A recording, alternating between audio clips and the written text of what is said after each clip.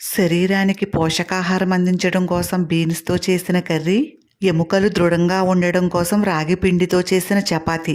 ఈ రెండు super combination అండి. 4 టేబుల్ స్పూన్ల ఆయిల్ వేసి 1 కప్పు చిన్నగా తరిగిన ఉల్లిపాయ ముక్కలు, 5 పచ్చిమిరపకాయల చీలికలు, రుచికి సరిపడా ఉప్పు, కొద్దిగా పసుపు వేసి దోరగా వేయించాలి. 2 కప్పుల బీన్స్ గింజలు తీసుకుని మగ్గిన ఉల్లిపాయ ముక్కల్లో వేసుకోవాలి. చిన్నగా తరిగిన 1 కప్పు టమాటా ముక్కలు కూడా వేసి బాగా కలపాలి. ఇప్పుడు మూత పెట్టి ఒక 10 నిమిషాలు సిమ్లో మగ్గించుకుందాము. ఇప్పుడు 1 టేబుల్ స్పూన్ కారం వేసి అంతా ఒకసారి కలిపి మరో 5 నిమిషాలు మగ్గించుకుందాము. 1 టేబుల్ స్పూన్ జీలకర్ర, 10 వెల్లుల్లి రెబ్బలు వేసి మెత్తగా నూరుకుని చెట్టుకోవాలి. వెల్లుల్లి, జీలకర్ర ఇలా మెత్తగా నూరిన తర్వాత ఈ పేస్ట్ని తీసుకెళ్లి కూరలో వేసి అంతా ఒకసారి బాగా కలిసేలా కలపాలి. బీన్స్ గింజలు ములిగేలా నీళ్లు పోసి కుక్కర్ మూత పెట్టాలి.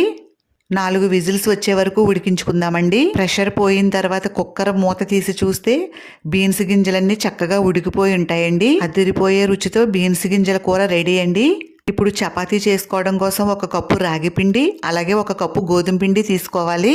కొద్దిగా సాల్ట్, కొద్దిగా పంచదార, కొద్దిగా ఆయిల్ వేసి అవసరమైనన్ని నీళ్లు పోసుకుని చపాతీ ముద్దలాగా కలుపుకుని 10 నిమిషాలు పక్కన పెట్టి చెట్టుకోవాలి.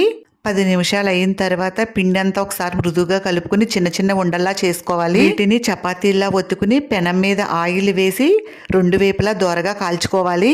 రాగి పిండితో చేసిన చపాతీ కూడా రెడీ అయిపోయిందండి.